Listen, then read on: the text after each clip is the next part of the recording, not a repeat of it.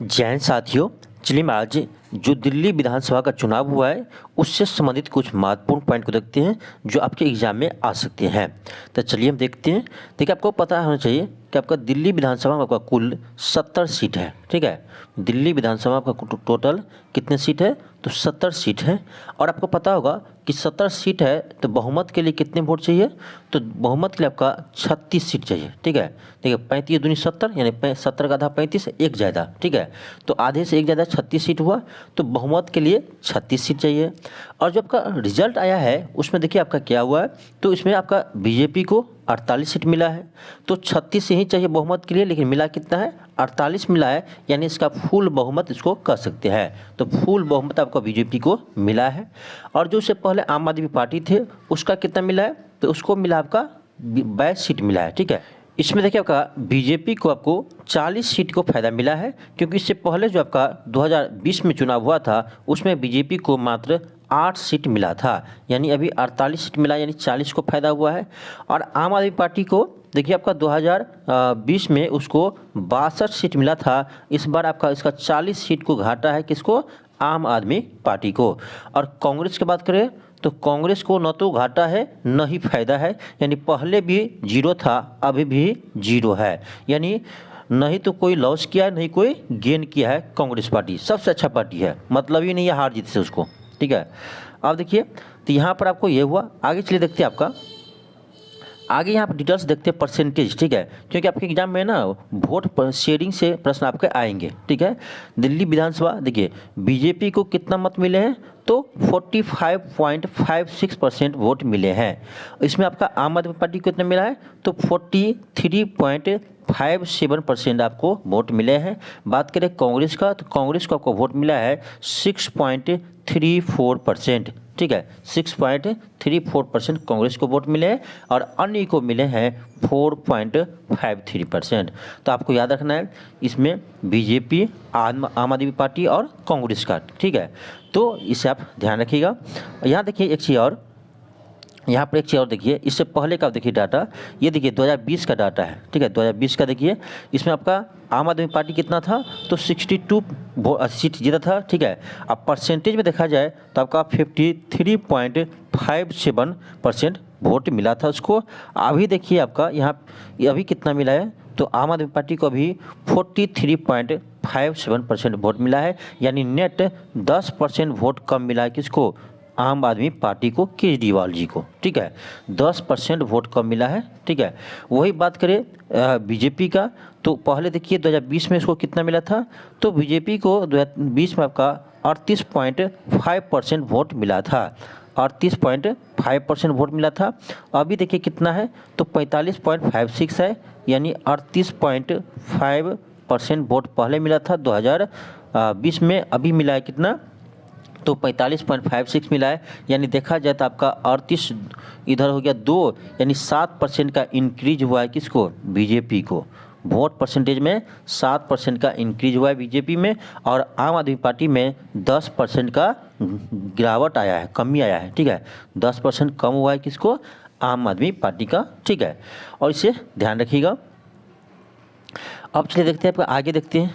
ये देखिए, इससे पहले भी देखना चाहते हैं आप 2015 में क्या था? तो 2015 में 67 सीट जीता था आम आदमी पार्टी भी, बीजेपी को 3 ही मिला था। ठीक है, कांग्रेस यहाँ भी जीरो। देखिए 2015 का देख लीजिए, 67 आम आदमी पार्टी, बीजेपी 3 और कांग्रेस जीरो। ठीक है, अब यहाँ देखिए, यहाँ पर देख लीजिए 2020 में देख लीजिए तो आम आदमी पार्टी 62, भाजपा 8 और कांग्रेस जीरो, यहाँ भी जीरो है कांग्रेस। ठीक है, देखिए और अभी देख लीजिए 2025 में तो बीजेपी 48, आम आदमी पार्टी 22, आम आदमी पार्टी 22 और कांग्रेस जीरो, यानी 3 बार से लगातार कांग्रेस का सीट जीरो आ रहे हैं। ठीक है, इसलिए कहते हैं ना, हाथ बदलेंगे हालात, खुद का हालात बदल नहीं पा रहे हैं और तुम्हारा हालात बदलेंगे हाथ।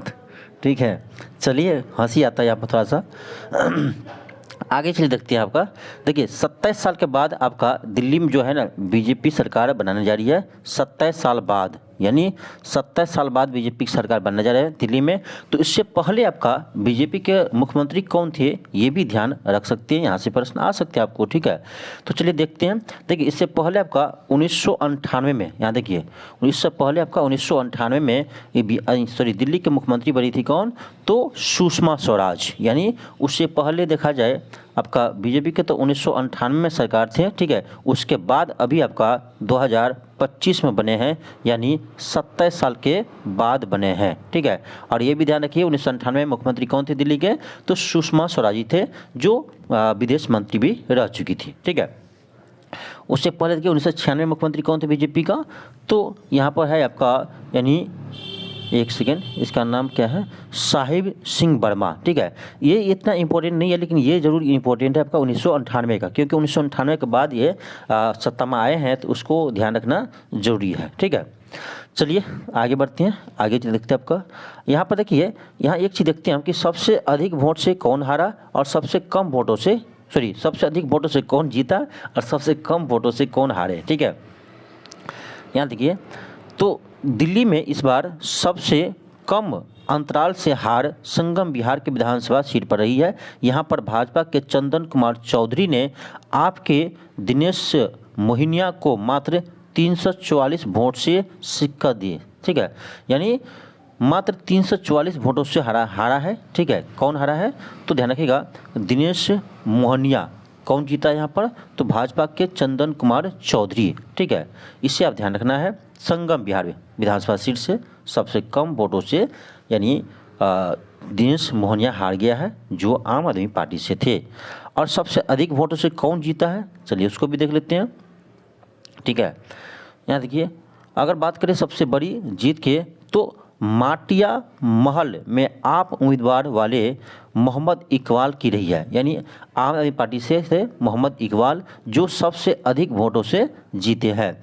ये आपका ध्यान रखिएगा कितना वोट से जीता है, देखिए ये जीता आपका 42,724 वोटों से, ठीक है। 42,724 वोटों से जीता है, जो सबसे अधिक है, ठीक है। तो उस डाटा को आप याद रख सकते हैं। चलिए आगे देखते हैं, और भी कुछ इंपॉर्टेंट है। हाँ, ये है आपके लिए इंपॉर्टेंट, जो बीपीएससी के एग्जाम होगा आपका, यहाँ से प्रश्न आपके आ सकते हैं।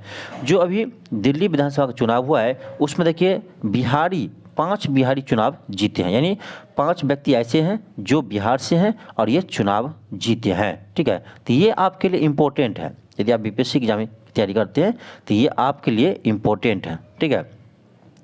यहाँ देख लीजिए कौन कौन है। तो यहाँ देखिए, दिल्ली विधानसभा चुनाव में बिहार के 5 प्रत्याशी परचम लहराया है। भाजपा से अभय वर्मा, जो दरभंगा से संबंधित है, और डॉक्टर पंकज कुमार सिंह, जो बक्सर से है, ठीक है, और चंदन कुमार चौधरी, जो खगड़िया से है। ये तीनों जो है ये बीजेपी से है, ठीक है, बीजेपी से है, और ये चुनाव जीते हैं। अभय वर्मा दरभंगा से है, पंकज कुमार सिंह बक्सर से है, चंदन कुमार चौधरी खगड़िया से है, ठीक है। और आप से, यानी आम आदमी पार्टी से अनिल झा चुनाव जीते हैं, और संजीव झा चुनाव जीते हैं, जो मधुबनी जिला के हैं, ठीक है। तो देखिए आपका आम आदमी पार्टी से 2 है, ठीक है, आम आदमी पार्टी से आपका 2 है, जो बिहार से हैं, वो चुनाव जीते हैं। कौन कौन है, ये है आपका अनिल झा और संजीव झा, और ये दोनों मधुबनी के हैं, ठीक है। तो ये आपका 5 व्यक्ति हुआ जो आपका दिल्ली विधानसभा में चुनाव जीते हैं, और ये बिहार से है, ठीक है। ये चीज़ ध्यान रखिएगा, ठीक है। तो जितने भी इससे हमका इंपॉर्टेंट पॉइंट निकल पाएगा उसे हम निकालते हैं, ठीक है। हमको एग्जाम के पॉइंट ऑफ व्यू से जो इम्पोर्टेंट है उसको देखना है, ठीक है।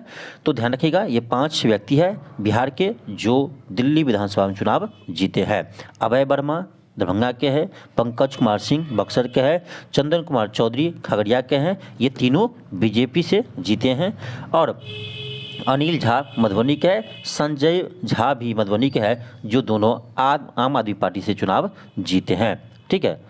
अब चलिए देखते हैं और भी कुछ इम्पोर्टेंट है क्या। यहाँ देखिए, इसके साथ एक चीज़ ध्यान रखना है आपको कि जो अभी दिल्ली का विधानसभा चुनाव हुआ है उसके साथ कुछ स्टेट में आपका ना उपचुनाव भी हुआ है विधानसभा का, ठीक है। जैसे आपका मिल्कीपुर है, ठीक है, ये आपका अयोध्या जिले के मिल्कीपुर है, ठीक है। तो अयोध्या जिले के मिल्कीपुर में भी चुनाव हुआ था, उपचुनाव। वहाँ पर बीजेपी ने उपचुनाव में ये यानी जीते हैं, ठीक है। देखिए, अयोध्या में हार गए थे बीजेपी लोकसभा में, तो लोग मजाक उड़ा रहे थे, ठीक है। अब वहीं पर देखिए, वहीं पर आपका मिल्कीपुर है विधानसभा, वहाँ पर बीजेपी जीते हैं। सबका समय आता है, ठीक है, सबका समय आता है, ध्यान रखिएगा। यहाँ देखिए, ये हो गया। और एक और है आपका, एक और है तमिलनाडु के इरोडपुर सीट पर भी उपचुनाव हुआ था, ठीक है। वहाँ पर आपका दम्बुर्क जो पार्टी है वो जीते हैं, ठीक है। देख लेते हैं उम्मीदवार का नाम क्या है। तमिलनाडु के इरोडपुर विधानसभा सीट पर दम्बुर्क के उम्मीदवार वी सी चंद्र कुमार ने शनिवार को बड़े मतों अंतर से जीत हासिल की है। बस इतना ध्यान रखिए आप कि तमिलनाडु के ये इरोडपुर विधानसभा सीट पर उपचुनाव हुआ था, जहां पर आपका दम्बुर्क के उम्मीदवार वी.सी. चंद्र कुमार ने जीत हासिल की है। और यहाँ पर जो था अभी यूपी में आपका मिल्कीपुर में, तो मिल्कीपुर में कौन चुनाव जीता है? जो चंद्रभानु पासवान जीते हैं, ध्यान रखना, ठीक है। चंद्रभानु पासवान चुनाव जीते हैं। और किसको हराया है? तो ये अवधेश जो है, अवधेश जो यहाँ पर यानी चुनाव जीता था लोकसभा, उसी का बेटा चुनाव खड़ा था, उसको हराया है। जो खुद को बोले थे हम ही राम है, ठीक है, पता कर दिया यूपी वाले कि कौन राम है, ठीक है। तो देखो चुनाव है, देखिए चुनाव में सब बोलता है, ठीक है, लेकिन जो जनता को पसंद आएगा वही होता है, ठीक है। चलिए कोई बात नहीं। तो ये था आपका कुछ महत्वपूर्ण पॉइंट, तो ध्यान रखना है आपका। दिल्ली विधानसभा के साथ साथ आपका 2 उपचुनाव भी हुए थे, ठीक है, तो इसको भी ध्यान रखना है। खासकर ये मिल्कीपुर वाले बहुत तो अभी चर्चा में था, ठीक है, क्योंकि वहाँ पर पहले से क्या कहते हैं, अखिलेश यादव का कौन सी पार्टी है, तो सपा का यानी विधायक था पहले से, ठीक है। तो वहाँ पर बीजेपी ने जीत हासिल किया है, चलिए, चंद्रभानु पासवान ने जीत करके, ठीक है। और आपका जो दिल्ली से संबंधित महत्वपूर्ण पॉइंट था उसको हम देख लिए हैं। तो यहीं से आपका वोट होगा, तो वोट शेयरिंग से आपका प्रश्न आएगा या आपका सीट से आएगा कि कौन कितना जीता है। अभी तक क्लियर तो नहीं हुआ है कि दिल्ली के मुख्यमंत्री कौन बनेगा, देखते हैं कि दिल्ली के मुख्यमंत्री कौन बनते हैं, ठीक है। उसके बाद फिर आपको क्लास करवा देंगे, ठीक है। चलिए मिलते हैं नेक्स्ट क्लास में। थैंक यू, धन्यवाद।